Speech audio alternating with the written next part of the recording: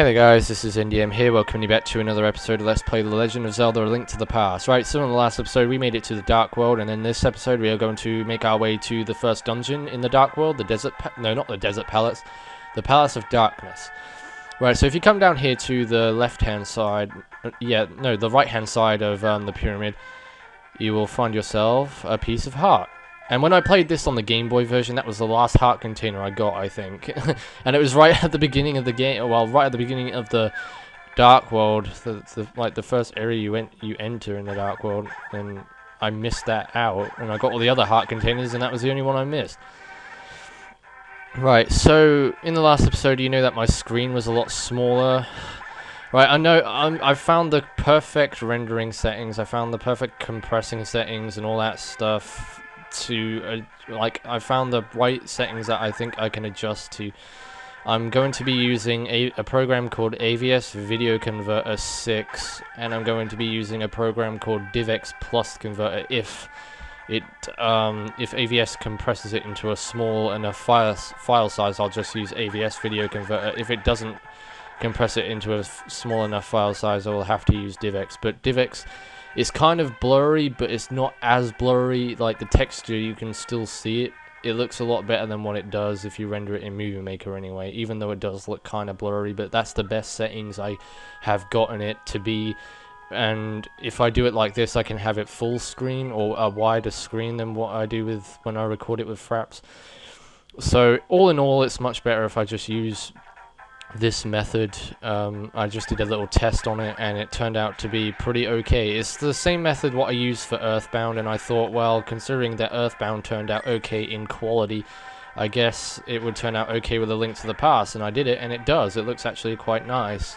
A lot better than what it does with Fraps or with Movie Maker, even though I use, you know, I rendered those Frap videos in Movie Maker, but I'm not gonna keep on using Fraps because, I don't know, it's just a waste of time. And if I used Fraps and put it in AVS Video Converter, it would take centuries for it to render, because the files in Fraps are like 3 gigabytes per 10-minute video, and once it gets to 3 gigabytes it stops recording, and then it records the next video.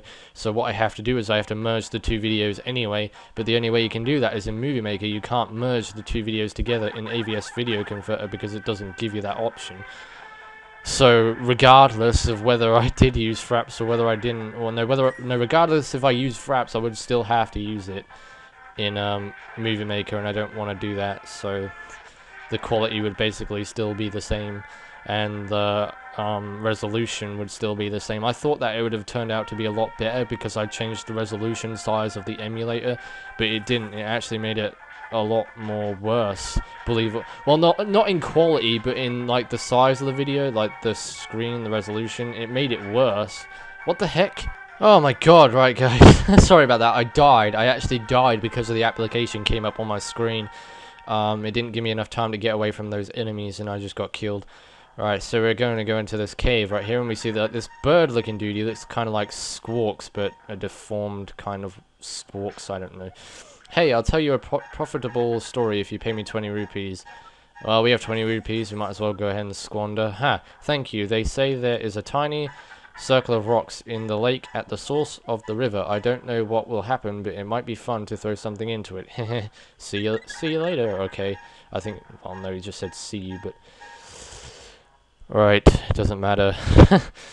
So yeah, what he said there is a very important thing that we will be doing later on in the game, probably after we've done the second dungeon in the Dark World, because I don't think we can get to it until we've done the second dungeon in the Dark World, because most of this world is actually inaccessible until you've done the second dungeon, and you'll see why once we get to that dungeon. But I'm not going to go into too much detail about that because we're nowhere near there yet.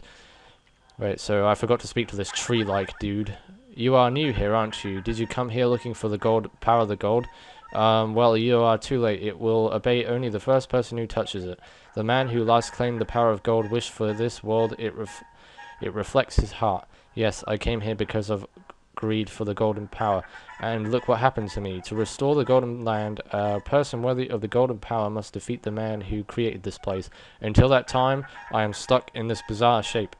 But what a mischievous thing to leave lying around. The power of gold. Triforce? Oh, right, yeah, he's talking about the Triforce. Like, whenever people refer to the golden power in this game, it is the Triforce. But Link possesses one piece of the golden power, and so does Princess Zelda, but Zelda's been held in captivity, or she's been taken to another dimension. Well, no, she's been taken to the Dark World, which we're in right now, and, like, I'm not going to spoil the story or anything, but you will see her later on in the game, obviously. Zelda's not dead or anything. She's not been transformed into, like, a weird bunny-like creature that Link turns into. Alright, so we're almost there now, to where we're etching towards the dungeon. I always seem to forget which way I need to go around here. I always seem to get lost. But basically what you need to do, you have to look at the roof of the, of this structure, and you need to, like, see, because it's kind of, like, transparent. You can see yourself underneath it. So you need to just follow your way around until you actually get to the other side, like right here, and then the monkey will come out. I'm KiKi the monkey. KiKi, I love rupees more than anything. Can you spare me 10 rupees? Oh, yeah, I forgot. I think he needs 200 to get in the dungeon. You need to give him rupees to actually get into the dungeon. So he'll open it for you. But I think it's either 200 or it's 100. I'm hoping it's 100 because I don't want to go rupee grinding. KiKi, if you give me 100... Oh, thank God. If you give me 100 rupees, I will open the entrance for you. KiKi, what will you do? Ask him to open it. KiKi, good choice. Then I get 100 of your rupees. KiKi. Yeah, you greedy monkey. Take all my money. Just to open a dungeon, man. And that's to save the world. And all you care about is money. Right, so you know what, guys, I'm going to end off the episode here and continue on in the next video. So in the next video of Let's Play The Legend of Zelda: A Link to the Past, we shall take on the first dungeon of the Dark World, the Palace of Darkness. So until then, this is IndieM saying thanks for watching, and goodbye.